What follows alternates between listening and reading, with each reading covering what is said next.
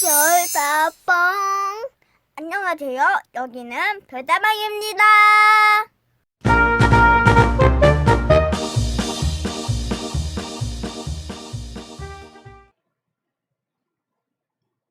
어르신 여러분 반갑습니다. 자, 지난 우리 강좌에는 뭐 했죠? 북송로에 대해서 제가 여러 가지 이야기 드렸습니다. 생각나시죠? 자, 아마 북송로에 대해서는 생소한 강의였을 거라고 생각해 봅니다. 자, 이번 강좌는 제 22강으로서 달성공원에 대해서 제가 어르신 여러분께 강의 드리도록 하겠습니다. 자, 요 사진은 제가 지난해에 단풍이 들었을 때 직접 가서 찍은 사진이 되겠습니다. 자, 달성공원 전경기고요. 요거는 달성공원 입구에 들어가는 정문 사진이 되겠습니다. 단풍 굉장히 이쁘죠? 자, 혹시 우측에 계시는 분 기억 안 나시나요? 어디서 많이 본 것 같죠? 키다리 아저씨라고 혹시 모르신 분 아마 한 분도 없을 겁니다. 고 유기정 씨입니다. 이분은 27년 동안 달성공원 정문에서 근무하셨습니다. 그러다가 99년도에 향년 73세로 사망하신 분입니다. 자, 요거는 달성공원 정문에서 오토바이 골목 쪽으로 제가 한번 사진을 찍어 봤습니다. 자, 달성공원 혹시 지명 유래를 들어보신 어르신 계시나요? 원래 달성공원은 옛날에 큰 들과 논밭으로 이어졌고 달서천이 앞으로 흘렀는데 앞으로는 소나무 숲과 시내가 이어져 있었다고 합니다. 이 시내는 부인들이 빨래터로 이용을 했다는데 하루는 한 노파가 달밤에 아이를 얻고 빨래를 하다가 달빛 아래 산이 움직여 다가오는 모습을 발견하게 되자 노파가 이것을 아이에게 이야기를 하니까 아이는 거짓말이라고 했답니다. 이 이야기를 들은 산이 이 아이 말이 거짓말이라고 하자 그만 그 자리에 멈춰서서 지금의 달성공원이 되었다고 합니다. 아마 처음 들어보시죠? 자, 달성공원 개요에 대해서 강의 드리도록 하겠습니다. 자, 달성공원은 사적 제62호로 지정되어 있으며 가장 오래된 토성입니다. 청동기 시대부터 사람들의 생활 근거지로 이용을 해서 삼한시대 부족국가를 이루었던 성터자리라고 합니다. 3세기 무렵에 이 일대 유력 집단에 의해서 지금의 모습과 비슷한 모습으로 축조되었던 것으로 추정하고 있습니다. 자, 삼국사기에 보면은 신라 12대 천명양 15년 261년에 발불성을 쌓고 남아벼슬의 국정을 성주로 삼았다는 기록이 나옵니다.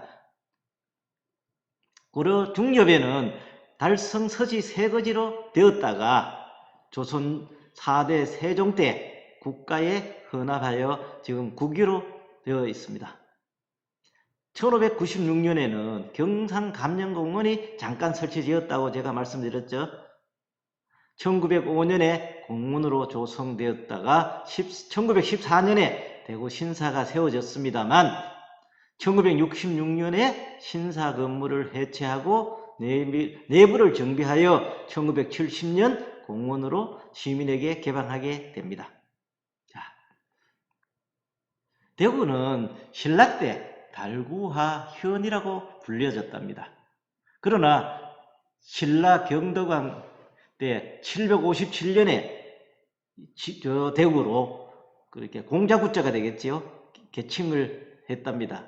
천년이 지난 1750년에 영조 임금 때 저 공자구자는 공자의 이름이기 때문에 언덕구로 개칭하자고 유생 이양채가 주장을 했으나 영조 임금이 사대주의 발성이라고 웃고 치워버렸습니다. 다시 100년이 흐른 1850년에 앞에 대신에 뒤에 언덕구자를 써서 지금 대구로 해서 지금까지 이어져 내려오고 있습니다. 자, 성벽은 길이가 한 1300m 좀 되고요. 높이가 한 4m 안팎이 되겠습니다. 달성공원에는 의외로 문화유산이 참으로 많습니다. 간풍루, 최제우동상, 서침나무, 이상아시비, 서병호 예술비, 서동균 예술비, 달성서시 유비, 이상용 국기념비, 참 어린이 헌장비 등 많습니다. 저거는 나중에 각각 하나씩 살펴보도록 하겠습니다. 자, 혹시 잉어샘 이야기라고 들어보셨나요? 달성공원 자리는 제가 달성서시 쇠거지라고 제가 말씀드렸잖아요. 그런데 문제는 항상 물이 적은 것이 흠이었다고 합니다. 그런데 걱정을 하는 어느 날 신령님께서 나타나서 일러준 곳을 봐보니 물이 차가울 뿐만 아니라 물맛까지도 매우 좋아서 이것은 하늘의 신령님이 가르쳐 찾은 샘이라고 하여 이 샘을 영천이라고 불렀다고 합니다. 그 후 조정의 높은 분이 이곳을 찾아왔을 때 샘에 대한 이야기를 들려주었더니 높은 분이 그 물맛을 보고 싶으니 한 바가지 부으라고 부탁을 해서 물을 길러 올리는데 두루박 속에 커다란 잉어 한 마리가 당겨 올라와서 사정 이야기를 하니 그 잉어로 음식을 만들게 하고 맛을 보더니 신기한 맛이라고 칭찬을 했다고 합니다. 그로부터 달성공원에 귀한 손님이 올 때마다 그 수요만큼 잉어가 두루박에 담겨 나와서 이 샘을 영천에서 잉어샘이라 고쳐 불렀다고 합니다. 하지만 세월이 흐르는 동안 잉어샘은 사라지고 지금 그 자리가 어딘지 알 수 없다고 합니다. 자, 혹시 미꾸라지 샘 전설이라고 들어보셨나요? 처음 들어보실 겁니다. 제가 소개해 드리겠습니다.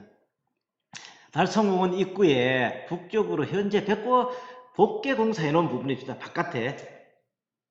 거기에 이제 도로로 되어 있는데 미꾸라지 섬에는 효성에 지응한 달성서시 일가의 이야기가 전해져 오고 있습니다.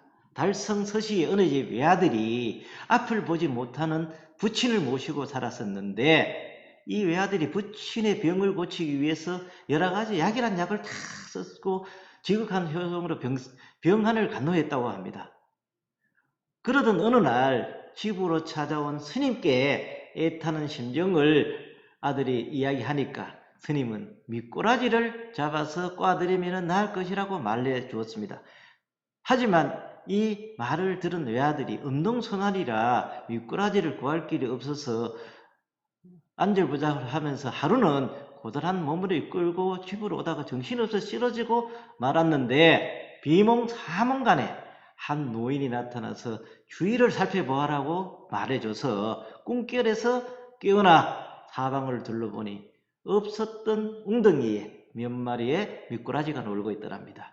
얼마나 반가운지 웅덩이를 보고 수십 번 절을 하고 난 뒤에 미꾸라지를 잡으니까 처음에는 몇 가지 밖에 없었는데 미꾸라지가 계속 불어나서 솟아오르더랍니다.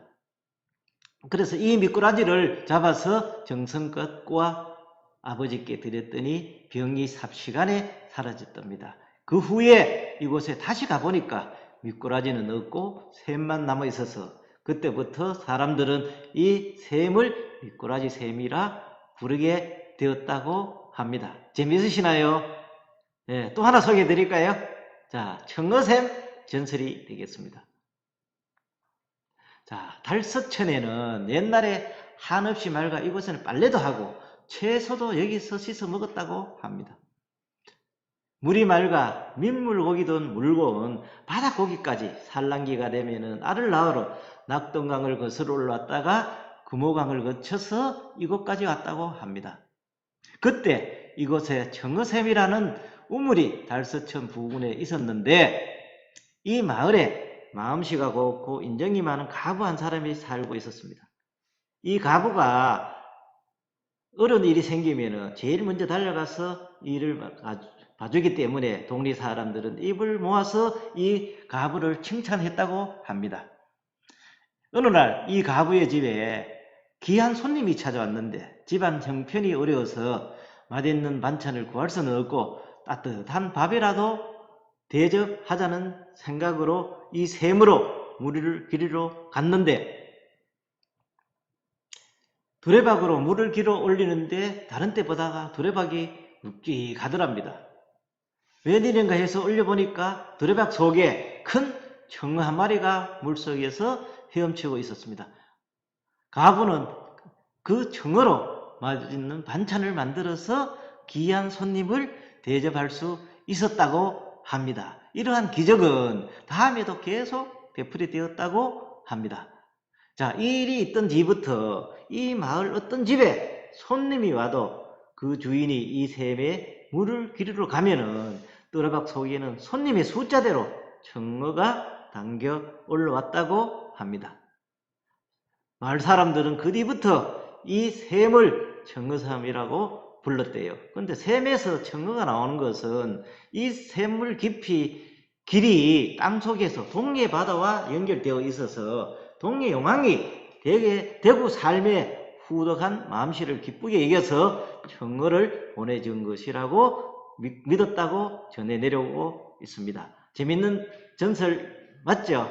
자, 그럼 달성공원에 대해서 강의 드리도록 하겠습니다. 자, 달성공원 안내도가 되겠습니다. 자, 달성공원에 들어가면은 이런 간풍루라고 있습니다. 간풍루는 대구 문화재 제3호로 지정되었습니다. 한때 원래 1901년 옛 경상감령 정문으로 제가 건립했다고 강좌 때 설명을 들었습니다. 선화당 경남 쪽에 1층에는 포정문을 세우고 그 위에 2층에 물루를 만들었던 것이 간풍루가 되겠습니다. 자, 간풍루라는 뜻은 감사가 누위에서 세속을 살핀다고 해서 붙여진 이름이라고 합니다.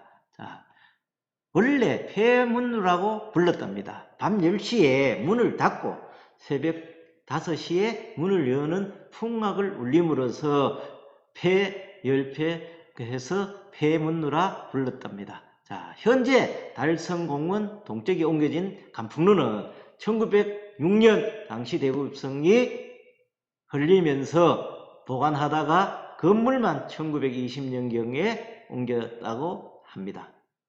건물이 노후되어서 1970년에 해체하였다가 현재 건물은 1973년도에 다시 복원한 건물이라고 합니다. 정면 4칸, 측면 2칸으로 되어 있습니다.